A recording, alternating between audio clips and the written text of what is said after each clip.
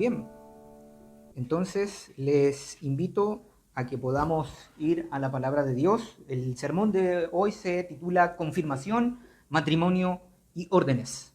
Ritos con valor sin ser sacramentos. Bien, y les invito a que vayamos a la escritura en Primera de Corintios capítulo 14.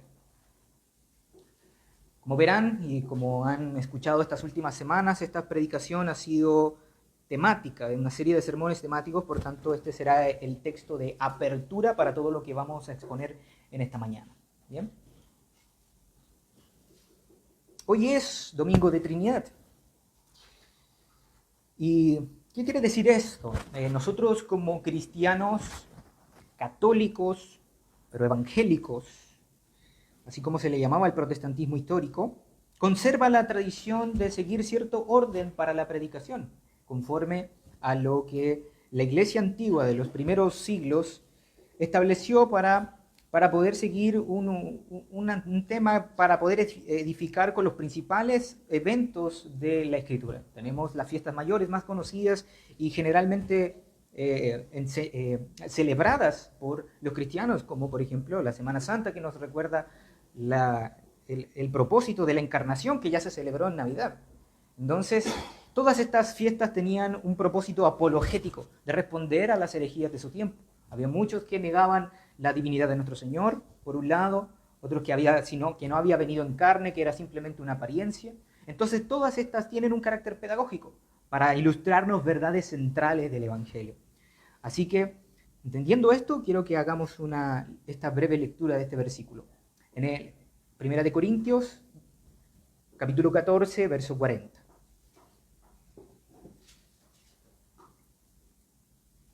Un texto muy conocido, pero que lo veremos a la luz de lo que nos corresponde hoy.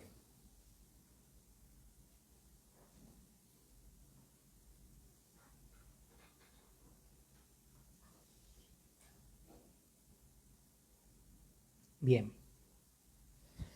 Dice, pero hágase todo decentemente y con orden. Amén. Oremos. Padre todopoderoso y misericordioso, te agradecemos porque nos permites bendecir tu nombre, ser perdonados, recibir la absolución, exaltarte con libertad. Te pedimos que abras nuestro entendimiento para contemplar las maravillas de tu ley, para que podamos comprender el amor que has derramado sobre tu pueblo y cómo manifiestas tu cuidado a través de tus ministros para nuestro propio crecimiento. Genera en nosotros este hambre, este deseo, pon en nosotros atención, quita de nosotros el letargo y cualquier distracción, Señor. Ayúdanos a despojarnos de todo peso y del pecado. Sean gratos los dichos de mi boca y las meditaciones de nuestro corazón. Roca nuestra y Redentor nuestro, por Jesucristo nuestro Señor. Amén. Amén.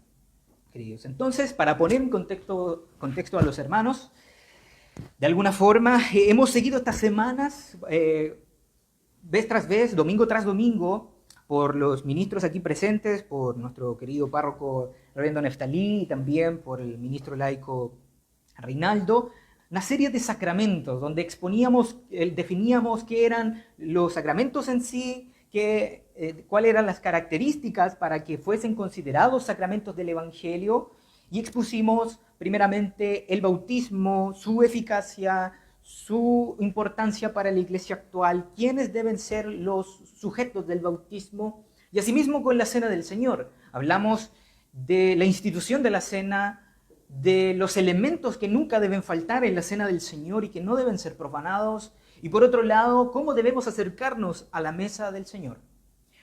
Pero ahora nosotros nos encaminamos a una realidad, o mejor dicho, a una enseñanza que es poco conocida, pero que de alguna forma el Espíritu Santo ha ayudado a conservar esta práctica, a pesar de que no haya sido institucionalmente establecido como el Señor lo hizo con los otros sacramentos, que son los 5 que eran considerados antiguamente como 5 sacramentos por la iglesia medieval en el pasado, antes de la Reforma. ¿Ok? Entonces, para que entendamos un poco el asunto, el contexto histórico de todo esto, durante el siglo durante los siglos XII y XIII, los teólogos escolásticos, es decir, de la época medieval antes del protestantismo, comenzaron a clasificar y a definir con precisión los sacramentos. Y una figura clave en la historia de la Iglesia fue un personaje y un teólogo conocido como Pedro Lombardo, cuyo libro, conocido como Las Sentencias, ayudó a fijar el número de los 7 sacramentos que a día de hoy tiene la Iglesia Católica Romana. Y posteriormente Tomás de Aquino desarrollaría una defensa teológica más completa y más estructurada acerca de esto. Entonces, la definición oficial, esto avanzaría con el pasar de los siglos, la doctrina sería definida y formalmente por la Iglesia Católica Romana en los concilios, en el Segundo Concilio de León y en el Concilio Florentino. Y después, frente a la Reforma Protestante, el Concilio de Trento reafirmó solamente que existen exactamente 7 sacramentos, según ellos. Ahora, nosotros estos últimos domingos hemos establecido que aquellos que se consideran sacramentos son solo 2, es decir, la Cena del Señor y el bautismo, porque han sido establecidos por Dios con una orden expresa y con un elemento visible establecido por Dios mismo también. En este caso, el agua común, y por otro lado, el pan y el vino. Pero que nosotros lo rechacemos como sacramentos del Evangelio, es decir, que estas instituciones sagradas establecidas por Cristo mismo nos reflejan realidades de la salvación, como por ejemplo el lavamiento y el nuevo nacimiento, y la Cena del Señor, el alimento espiritual que nosotros necesitamos cada día y que recibimos a través de los diversos medios que Dios establece para la Iglesia, y que la Cena del Señor es uno de ellos. Nosotros no rechazamos de alguna forma los otros ritos, por así decirlo, llamados pastorales o prácticas pastorales dentro del contexto de la Iglesia. El artículo 25 de los 39, que es nuestra confesión de fe oficial, distingue entre los 2 sacramentos del Evangelio, el bautismo y la Cena del Señor, y los otros 5 tradicionalmente llamados, y cito, dice, los 5 comúnmente llamados sacramentos, es decir, confirmación, la penitencia, las órdenes, el matrimonio y la extrema unción, no han de ser contados como sacramentos del Evangelio. Y desde la perspectiva del anglicanismo clásico reformado, que representa figuras como el obispo John Jewell, Richard Hooker, y posteriormente John Charles Ryle, obispo de Liverpool, y muchos otros teólogos evangélicos del siglo XIX, afirmaron que no significa que estos ritos sean de alguna manera sin un valor o que sean inválidos o que sean inútiles, sino que carecen de los elementos necesarios para ser llamados sacramentos en el sentido estricto que lo conocemos del Nuevo Testamento.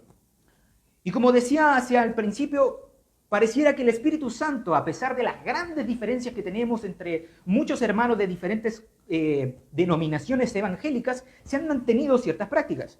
Quizás no con la terminología que conocemos, pero sí lo vemos comúnmente en las iglesias. Por ejemplo, cada pastor, sea bautista, metodista, lo que sea, practica la visitación a los enfermos.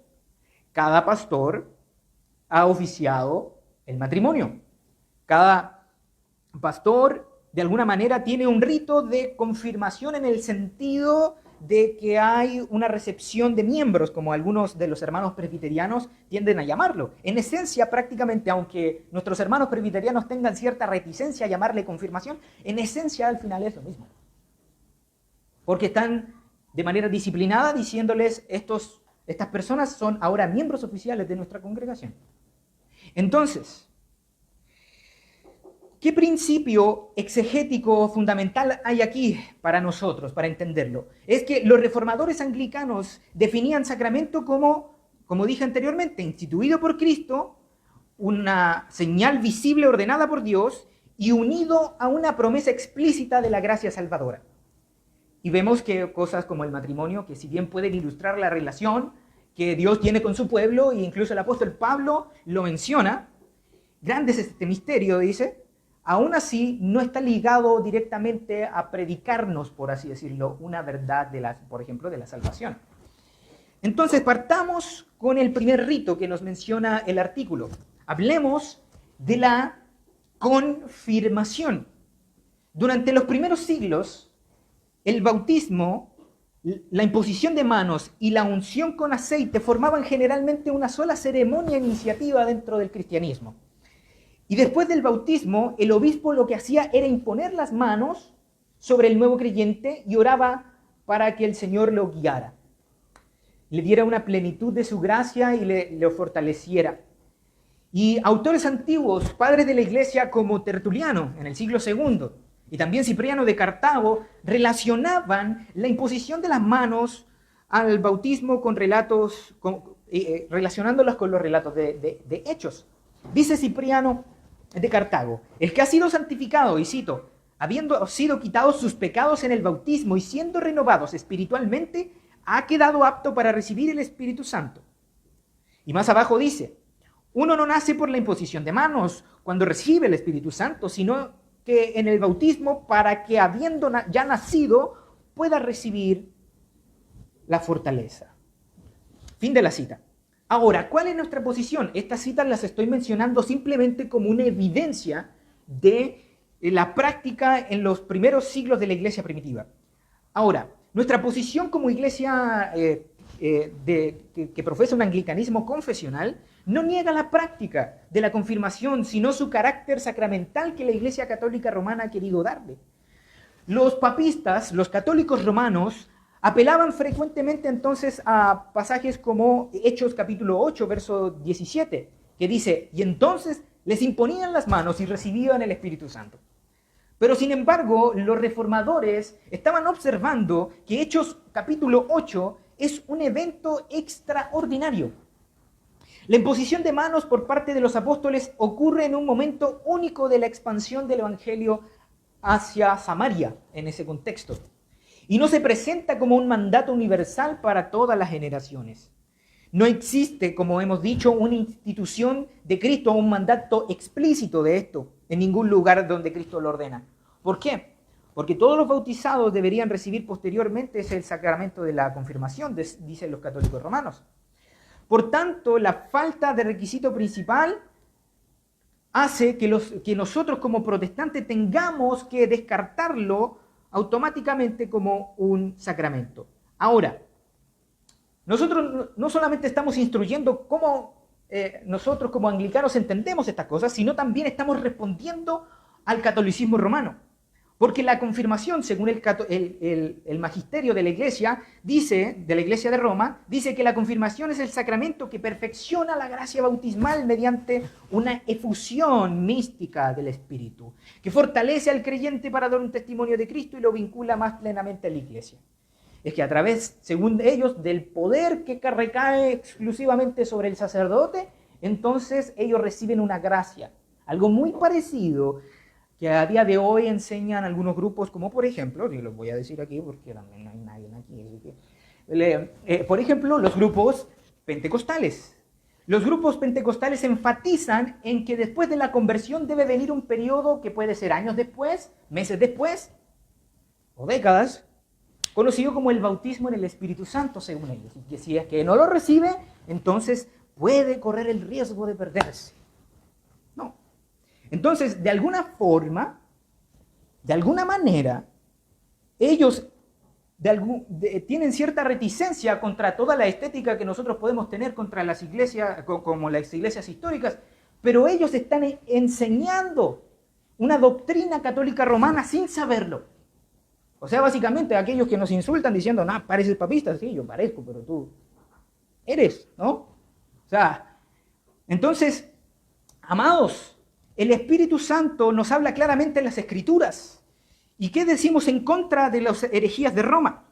Que el Espíritu Santo ya se recibe por la fe. Dice Romanos capítulo 8, verso 9, mas vosotros no vivís según la carne, sino según el Espíritu, si es que el Espíritu de Dios mora en vosotros. Y si alguno no tiene el Espíritu de Cristo, no es de él. Entonces ese bautismo en el Espíritu Santo sucede en el momento exacto donde ocurre esta conversión. En segundo lugar, Efesios capítulo 1, verso 13 nos dice, en él también vosotros, habiendo oído la palabra de verdad, el evangelio de vuestra salvación, y habiendo creído en él, fuisteis sellados en el Espíritu Santo de la promesa. Y más adelante, como último versículo, Gálatas capítulo 3, verso 2 nos dice, esto solo quiero saber de vosotros. Como que le preocupara solamente esto a Pablo. Esto quiero saber solamente de vosotros. ¿Recibisteis el Espíritu por las obras de la ley o por oír con fe? Entonces, estos pasajes enseñan que el Espíritu es dado mediante la fe en Cristo y no por este tipo de ceremonias que son importantes, pero que no han sido establecidas para conferir gracia, gracia de alguna forma como lo da los sacramentos. La confirmación puede servir para la profesión pública de fe y la recepción de la comunión adulta en la iglesia, pero no comunica una gracia distinta de manera sacramental. El obispo O'Reilly y muchos evangélicos anglicanos consideraban esta confirmación como útil, pastoralmente recomendable, bíblica porque habla de una profesión pública, de decir y confirmarle a los congregantes que ya son miembros desde hace mucho tiempo que estas personas están admitidas para recibir el sacramento. Ya son miembros oficiales, han pasado por una instrucción y un discipulado bíblico, así que ahora podemos enfatizar o preocuparnos por ellos en orar para que el Señor les bendiga. Eso es distinto. Eso es algo muy distinto. Y eso debemos entenderlo. Ahora, ¿qué hay del otro supuesto sacramento según Roma? El matrimonio. El matrimonio, según la teología católica romana, es considerado de esta forma, un sacramento. Durante los primeros siglos, los cristianos generalmente se casaban siguiendo las costumbres civiles de sus respectivas sociedades. La Iglesia tardó mucho, por así decirlo, en generar un rito de boda, porque consideraban que esta facultad de alguna manera pertenecía principalmente a los magistrados civiles, que anotaban en el registro estos ya están casados y confirmaban ese pacto, esa unión. Entonces, no existía una ceremonia matrimonial universal ni un rito sacramental obligatorio administrado por un obispo o por un presbítero. Por ejemplo, el caso de Tertuliano describe el ideal de un matrimonio cristiano en que los esposos comparten la fe y reciben la bendición de la iglesia, pero no habla de una ceremonia sacramental comparable a la que surgiría siglos después. ¿Por qué? Porque el matrimonio fue instaurado mucho antes que las órdenes de la iglesia se establecieran. Porque el matrimonio es una bendición de gracia común, es universal. Cristianos y no cristianos se casan. Entonces, entendiéndolo con esa sobriedad, debemos comprender que entonces el concepto de ver a los cristianos con desdén, aquellos que por diversas razones no han podido casarse o contraer nupcias de manera religiosa, pero sí a través del magistrado civil, o como le decimos en nuestro contexto, del registro civil, es un error. Es un error. ¿Por qué? Porque ante Dios se ha confirmado una unión, y eso es lo que importa. Ahí está el asunto. ¿Por qué? Les pongo el caso. Hace siglos atrás, en el siglo XIX, cuando en Chile llega el protestantismo a través de los presbiterianos, de Princeton, de David Trumbull, conocido como ese misionero en particular, para ese entonces, cuando llega el protestantismo a Chile, la religión oficial era la católica, apostólica y romana. Por tanto, cualquiera que no se casaba por el rito establecido por la Iglesia Católica Romana estaba en pecado. Sus votos no eran válidos. Sus hijos eran causa de fornicación y estaban viviendo en pecado público según la Iglesia Católica Romana. Entonces, ¿cuál fue la solución que los primeros pastores evangélicos dieron? Antes, como sabrán, Chile es un país marítimo, o sea, rodeado por costa de norte a sur. ¿Y qué es lo que hacían estos pastores astutos? Se iban millas al mar en un barco. Caro salía el matrimonio, porque se iban millas para que fuera un matrimonio hecho en alta mar, no en territorio chileno. Y cuando el juez y el pastor daban este sello de aprobación y se hacía el rito matrimonial, entonces ellos llegaban como, entre comillas, extranjeros, pero ya llegaban casados. ¿Era válido ante Dios? Claro que sí. ¿Por qué? Porque esta institución nefasta del catolicismo romano estaba queriendo imponerse sobre las mentes y las conciencias de los hijos, de los verdaderos hijos del Señor. ¿Por qué? Porque el matrimonio, según la Iglesia Católica Romana, es una unión sacramental indisoluble entre un hombre y una mujer bautizados. Los esposos se convierten mutuamente en ministros del sacramento y Dios les concede gracia especial para vivir fielmente su vocación conyugal. Eso es lo que dice la Iglesia Católica Romana. Y por eso vemos casos donde son forzados, por más que estén en la peor relación matrimonial que puede existir, donde hay abuso, donde hay violencia, donde hay un montón de otras cosas, vemos a estos miserables falsos maestros induciendo a esas personas a que sigan ahí, a que sigan en esas relaciones, cuando en realidad tienen la posibilidad dentro de la validez bíblica, cuando hay infidelidad, y esa infidelidad incluye muchas otras cosas, que pueda el cristiano traicionado volver y rehacer su vida. Y como anglicanos somos expertos en temas de divorcio.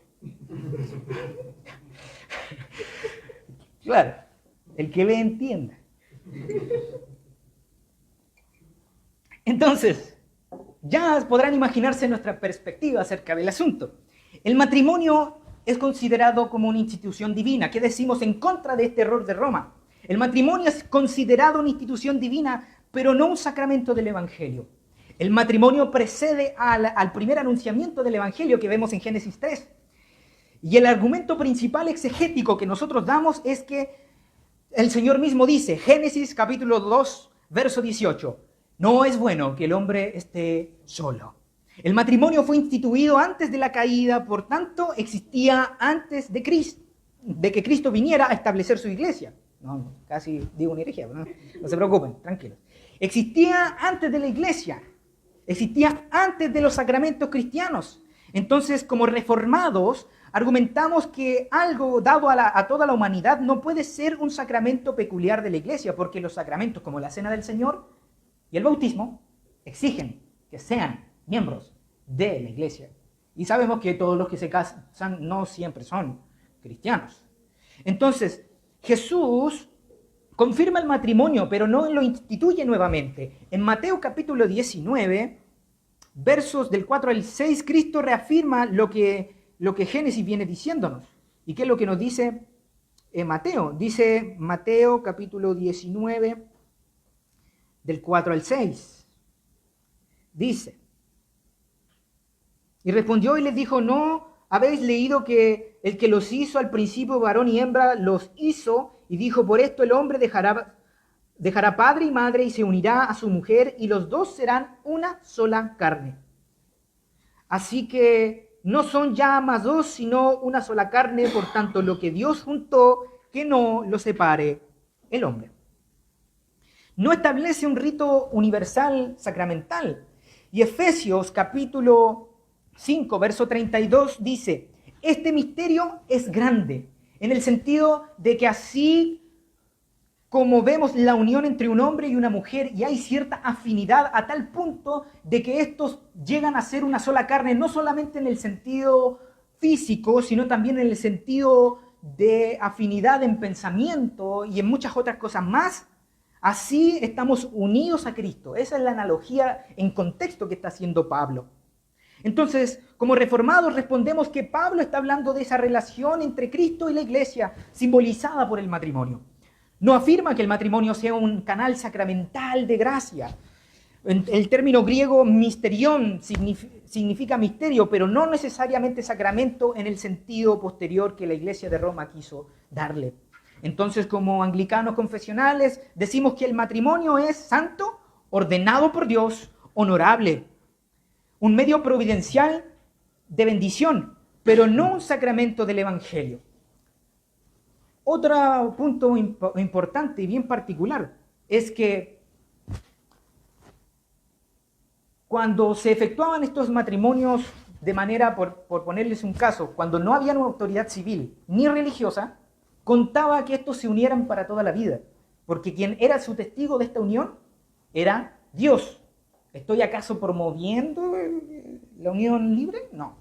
¿Estoy acaso promoviendo la convivencia, la cohabitación? No. Estoy diciendo de que de alguna forma las personas, por ejemplo, se daban muchos en contexto de campo, hablándoles nuevamente de mi país, de que no estaban los recursos para ir, o no había una parroquia, o no había un lugar de registro civil. Entonces estas personas se unían en matrimonio y decían, este es ahora mi esposo. Y se unían y vivían tal cual como un matrimonio. Y eso es reconocido delante de Dios, porque el principio de la creación, desde el Génesis, está ahí presente. De unirse en un pacto que sea una muestra de fidelidad mutua. Ahora, entonces, pastor, ¿quiere decir eso? ¿Que da lo mismo que si yo hago la boda por el civil y por la iglesia? No, no da lo mismo. Y ahora va la razón exegética para entender por qué nosotros como cristianos necesitamos una bendición de parte del Señor. Desde la perspectiva bíblica, se puede demostrar que el matrimonio es una institución divina santa y digna de bendición eclesiástica, aun cuando no se le considera un sacramento del Evangelio en el sentido estricto de la cena del Señor y el bautismo. ¿Por qué? En primer lugar, como dijimos, es una institución divina porque fue establecida por Dios. Y de la costilla que Jehová Dios tomó del hombre, hizo a una mujer y la trajo al hombre. Génesis 2:22. Dios no solo crea al varón y a la mujer, sino que él mismo los une. El relato culmina con lo siguiente. Génesis 2:24, y lo cito nuevamente, pero en la fuente principal. Por tanto, dejará el hombre a su padre y a su madre, y se unirá a su mujer, y serán una sola carne. La expresión, por tanto, conecta la unión matrimonial con la obra creadora de Dios. El matrimonio no es una invención cultural posterior, pertenece al orden de la creación.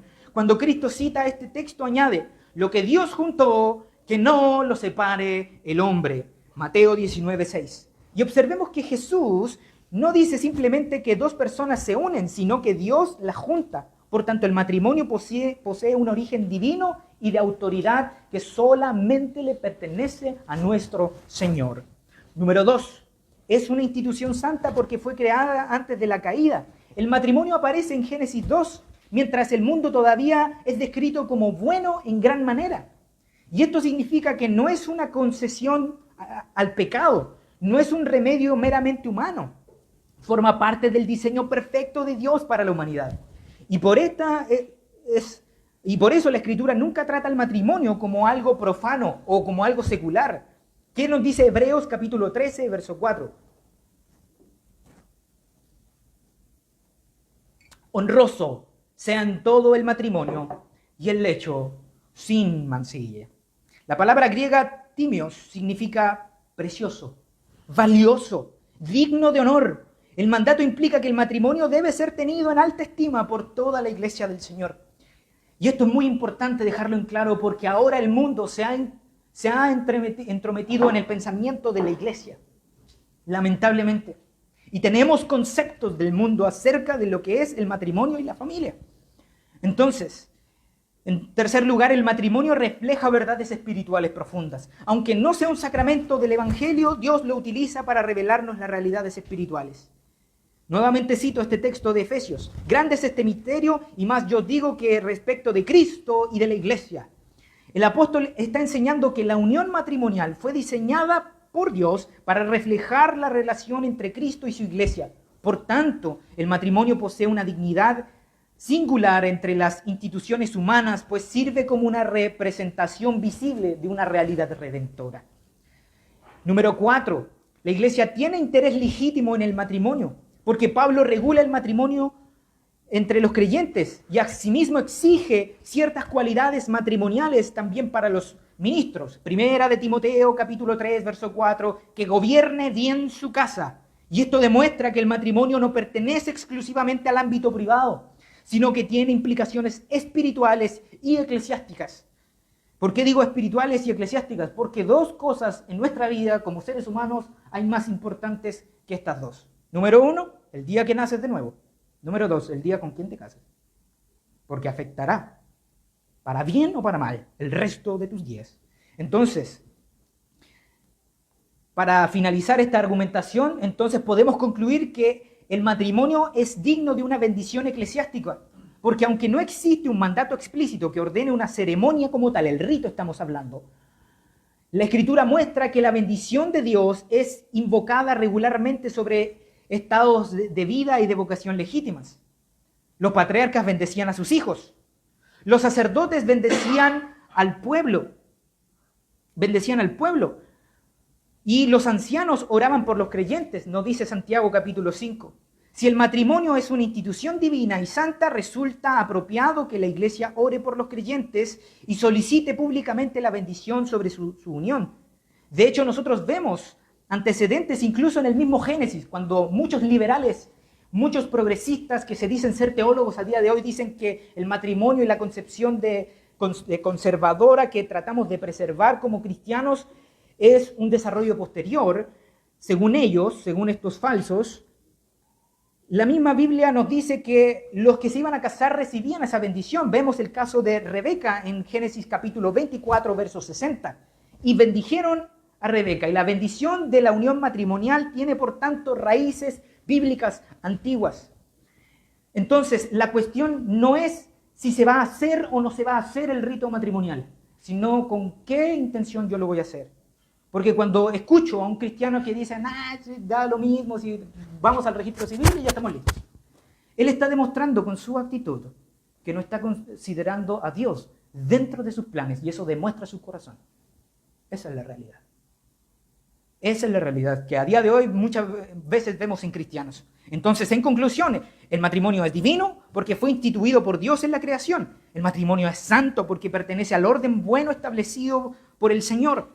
El matrimonio es honorable porque refleja la relación entre Cristo y su iglesia. Y el objeto legítimo del cuidado pastoral es porque afecta a la vida espiritual del pueblo de Dios. Y es digno de esta bendición porque la iglesia puede y debe invocar la gracia de Dios sobre esta institución que Él mismo estableció. Amén.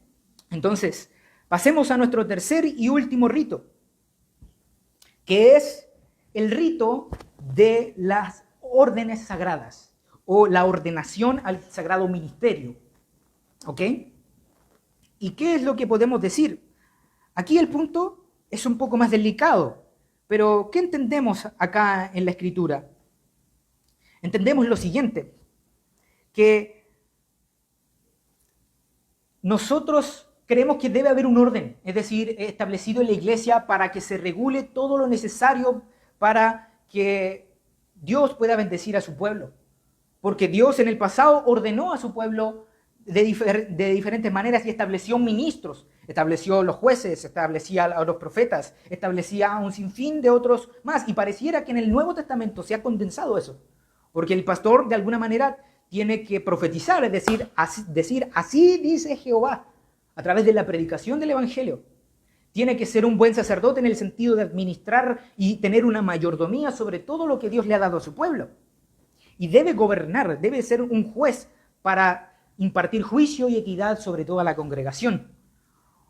Pero, ¿qué es lo que pasa con la Iglesia Católica Romana? Que sabemos que es una máquina de podrir cosas buenas.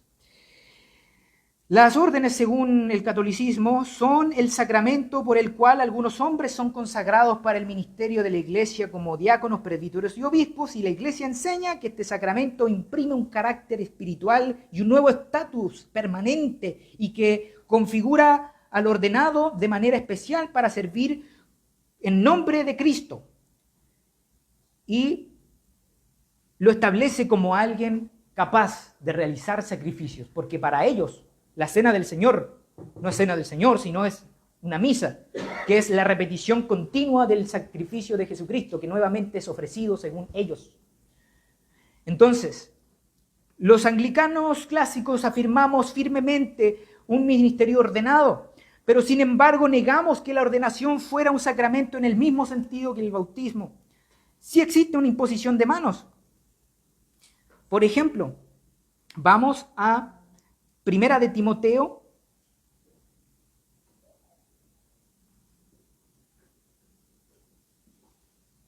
capítulo 4.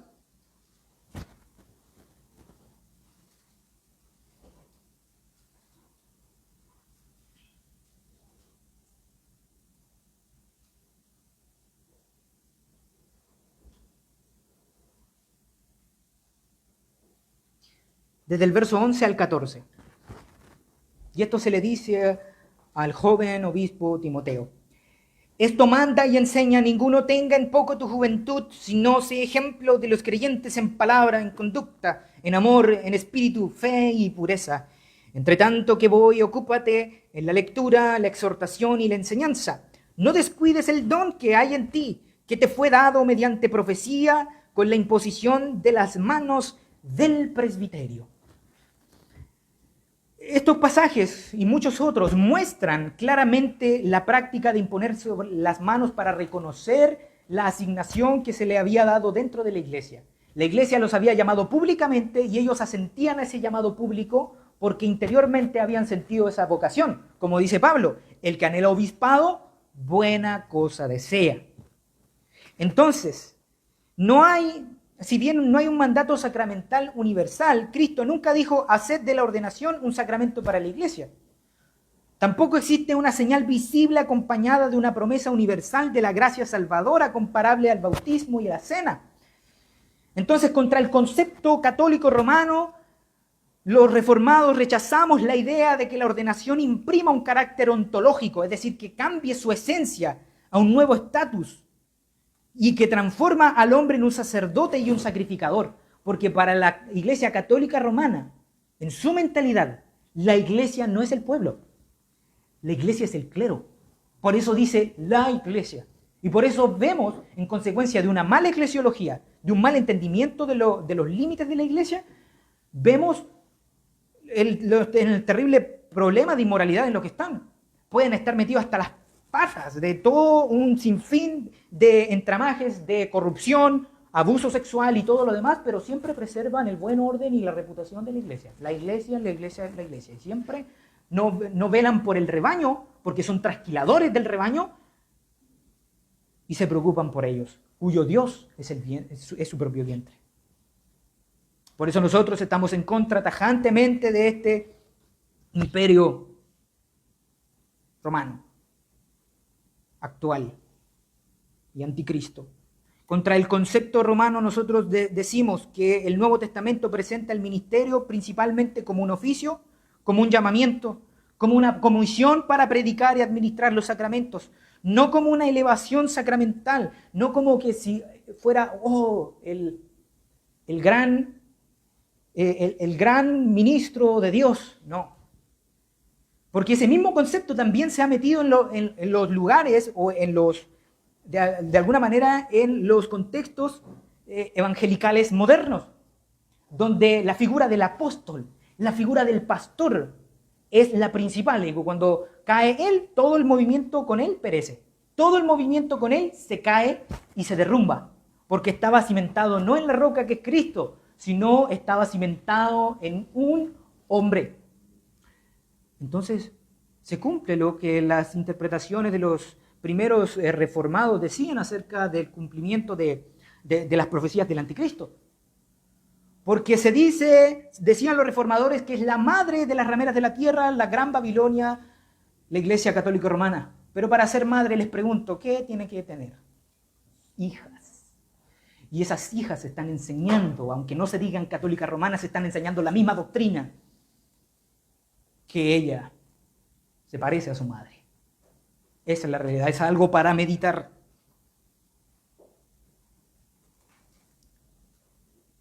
No es una elevación sacramental, amados, de naturaleza espiritual. Primera de Pedro, capítulo 2, verso 9, nos dice: vosotros sois linaje escogido, real sacerdocio. Para nosotros, como evangélicos, el sacerdocio fundamental pertenece a todo creyente. El ministro posee una función especial, claro, porque no todos somos brazos, pies, ojos, dice Pablo. Todos cumplimos un rol en el cuerpo de Cristo. Pero el ministro ordenado posee una función especial, no una categoría espiritual distinta. Porque, amados, todos los pastores pasamos por crisis. Y a veces se nos ha dado el ministerio para que sigamos en la fe, porque somos tan débiles que si es que no nos encargamos de otros, entonces nos descuidamos a nosotros mismos. Somos tan frágiles que a veces se nos ha dado eso por pura misericordia. Y es lo más peligroso, estar en crisis y ser un pastor. ¿Por qué? Porque yo ya sé hacer la exégesis, ya sé cómo cocinar unos cuantos huevos aquí y allá, lo bato, lo meto al horno, listo, nadie se da cuenta y estoy predicando maravilloso, pero estoy en pecado. Somos seres humanos, cualquiera. Entonces, desde una perspectiva reformada, la ordenación pública al ministerio, sin embargo, no es un simple trámite administrativo ni una ceremonia opcional, es un acto eclesiástico solemne mediante el cual la Iglesia reconoce públicamente el llamamiento de Dios a un hombre y lo aparta para el ministerio, porque le encomienda oficialmente el cuidado de su rebaño. Pedro, me amas, apacienta mis ovejas. Cristo gobierna su Iglesia mediante sus ministros y la base de la ordenación no es la dignidad del hombre, sino la autoridad de Cristo. Y Pablo enseña en Efesios 4:11, y él mismo instituyó a unos apóstoles, a otros profetas, a otros evangelistas y a otros pastores y maestros. El sujeto de la acción es Cristo. Los ministros no se nombran a sí mismos, son dados por Cristo a su Iglesia. La ordenación pública es la forma visible mediante la cual la Iglesia reconoce ese llamamiento. Y eso no lo vemos a día de hoy en este tipo de iglesias desordenadas. No lo vemos. Nosotros, como todos los cristianos protestantes históricos, creemos en algo que se conoce como la sucesión apostólica. Es decir, que deben ser ordenados conforme al mandato de Cristo. Entonces, todos esos pastores que se ven al espejo y se ungen a sí mismos como pastores, sentí el llamado, está bien que sienta el llamado, pero que lo confirme la iglesia. Cada vez que pasa eso, entonces, si no tiene esa sucesión apostólica, entonces sus órdenes no son válidas, ni sus sacramentos son válidos, porque están atentando contra el orden que Dios estableció en su iglesia. Nadie debe asumir el ministerio por iniciativa propia. La Escritura establece el principio de vocación legítima. Respecto al sacerdocio, por ejemplo, del Antiguo Pacto, el autor de Hebreos nos dice en el capítulo 5, verso 4, y nadie toma para sí honra, sino que él es llamado por Dios. Y aunque el contexto inmediato se refiere al sacerdocio levítico y a Cristo, el principio general permanece. El ministro no es una función que uno se atribuye a sí mismo. Por eso la tradición reformada anglicana ha insistido en la vocación interna, el llamamiento de Dios, y la vocación externa, que es el reconocimiento de la iglesia. La iglesia apostólica aparta públicamente a sus ministros. El ejemplo más claro aparece en Antioquía, dice Hechos 13:3. Dice, entonces habiendo ayunado y orado, les impusieron las manos y los despidieron. Y observemos que Pablo y Bernabé ya eran hombres llamados por Dios antes de este evento. La imposición de manos no creó un llamamiento, sino que la iglesia lo reconoció y lo confirmó y luego los envió. Entonces, desde una perspectiva reformada, esto demuestra que la ordenación no es un trámite de poderes sacramentales, pero sí constituye una comisión pública y oficial. La imposición de manos posee un fundamento apostólico. Pablo recuerda a Timoteo, no descuides el don que hay en ti, que te fue dado mediante la profecía e imposición de las manos del presbiterio. Y más abajo dice en el 2 de Timoteo 1:6, por lo cual te aconsejo que avives el fuego del don que está en ti por la imposición de las manos. La imposición de manos no aparece como una ceremonia vacía, sino como una acción solemne asociada con el reconocimiento del ministro. Y por eso las iglesias reformadas históricas conservaron esta práctica apostólica.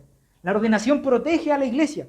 Y Pablo ordena, y Pablo dice a aquellos que se encargan de ordenar a nuevos pastores, no impongas con ligereza las manos a ninguno. Muchos en el contexto carismático dicen que no te acerques a uno que está endemoniado. No se refiere a eso el texto. Con ligereza, sin ayuno ni oración. No se refiere a eso el texto. Se refiere a que los obispos no deben poner con ligereza las manos, y eso es una gran carga para los obispos o para aquel organismo que regula de alguna forma la ordenación de nuevos pastores.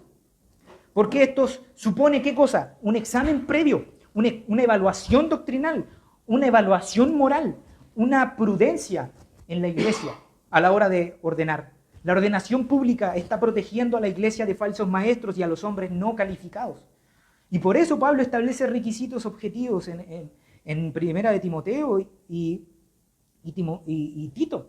Entonces la iglesia no debe ordenar simplemente a quien desea predicar, sino que cumple las cualificaciones establecidas por el Espíritu Santo, porque la ordenación manifiesta el orden que Dios ha querido en su pueblo. Y como decía el texto de inicio, Primera de Corintios, capítulo 14, verso 40, hágase todo decentemente y con orden. La ordenación pública es una aplicación concreta de este principio. El ministro no ejerce de forma caótica ni independiente de la iglesia. La ordenación declara públicamente que ha sido llamado, qué función ejercerá, bajo qué autoridad servirá y a qué iglesia dará cuentas, porque a eso es lo que a día de hoy no se hace. No hay rendición de cuentas. Muchos quieren ser independientes, quieren decir, no, nosotros nos autogobernamos a nosotros mismos, pero esta congregación no quiere dar cuentas a un cuerpo más grande. Y Pablo escribe en 1 de Tesalonicenses capítulo 5, verso 12, os rogamos, hermanos, que reconozcáis a los que trabajan entre vosotros y os presiden en el Señor. La ordenación pública ayuda a la congregación a identificar claramente quiénes han sido llamados para enseñar, para gobernar y para pastorear. Entonces, amados, ¿qué tiene que ver todo esto con la festividad del domingo de Trinidad, donde se exalta el gran misterio del ser de Dios que existe eternamente en tres personas de una misma esencia, consustanciales, coiguales en gloria y majestad? ¿Cómo? ¿Cómo se conecta eso con esta festividad, con esta fiesta menor? El artículo 25 de los 39 artículos de la religión, que hablan de la confirmación, del matrimonio y las órdenes que hemos hablado, habla de un valor. Y esto no significa que, como hemos visto, que estos ritos carezcan de alguna importancia. Al contrario, son medios por los cuales Dios ordena, fortalece y bendice la vida del pueblo. La Escritura nos muestra que Dios no solo se interesa por la salvación individual, sino que también por el orden y la edificación de su iglesia. Por eso el apóstol Pablo enseña, hágase todo decentemente y con orden. Los ritos eclesiásticos, cuando están fundamentados en la palabra de Dios, sirven precisamente para expresar ese orden, un orden santo. La confirmación recuerda que el creyente... La confirmación recuerda al creyente la importancia de profesar públicamente la fe recibida. El matrimonio nos recuerda que la vida cristiana no se vive en aislamiento. En las órdenes ministeriales nos recuerdan que Dios llama, aparta a hombres al servicio público de la iglesia y cuida a su iglesia por medio de ellos. Entonces, ¿qué tiene que ver con la Trinidad? En el Domingo de Trinidad ofrece ese marco especialmente apropiado para reflexionar en esto, porque la confirmación nos recuerda que debemos confesar públicamente al Dios Trino. No basta con una fe privada. Yo y mi Biblia. No. El creyente está llamado a identificarse abiertamente con el Padre que lo adoptó, con el Hijo que lo redimió y el Espíritu Santo que lo santifica.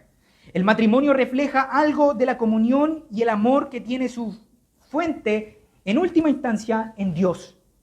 Aunque ninguna relación humana puede reproducir plenamente el misterio trinitario, el amor fiel, el amor sacrificial y perseverante entre esposo y esposa apunta hacia el Dios que es amor. Las órdenes ministeriales nos recuerdan que el Dios Trino gobierna su iglesia mediante estos hombres que han sido ordenados. El Padre envió al Hijo, el Hijo envió a los apóstoles y el Espíritu Santo equipa a los ministros para la edificación del cuerpo de Cristo. Por ello, la ordenación pública manifiesta que el ministerio no es una iniciativa privada, sino un llamamiento reconocido por la iglesia. Entonces, amados, al contemplar hoy el misterio glorioso del Padre, del Hijo y del Espíritu Santo, recordemos que nuestro Dios no es autor de confusión, sino de paz y de orden. Y por eso ha dado a la iglesia no solamente sacramentos del Evangelio, sino también instituciones santas y ritos piadosos para nuestro bien y edificación. Cuando veamos un matrimonio cristiano, una confirmación de fe o una ordenación al ministerio, estamos contemplando evidencias de que Dios sigue obrando y ordenando a su pueblo. Recibamos estas bendiciones con gratitud, no como medios de salvación, como dice falsamente Roma, sino como dones de nuestro Dios Trino para la edificación de la iglesia y la gloria de su nombre. Y de esta manera el tema de hoy no se centra tanto en los ritos en sí mismos, sino en el Dios Trino que los utiliza para sostener, ordenar, fortalecer la vida visible de la iglesia. Gloria sea al Padre, al Hijo y al Espíritu Santo, como era en el principio, es ahora y será siempre, por los siglos de los siglos. Amén. Que el Señor bendiga su santa palabra. Les invito a que oremos. Padre Celestial, agradecemos por este breve momento que tenemos de meditar en tu santa ley. Mis esfuerzos son vanos, Dios Trino, si tú no acompañas esta palabra para que no vuelva vacía. Imprímela en cada corazón y mente de los que están aquí presentes y los que nos verán en esta transmisión, ya sea en vivo o en diferido. Perdónanos si hemos quizás menospreciado el orden establecido en tu pueblo para edificarnos, porque es en medio de tu pueblo donde tú envías tu bendición, como decía el salmista. Permítenos ser de bendición para otros, que podamos promover el buen orden en la iglesia, que podamos ayudar a otros a ver si son llamados en este ministerio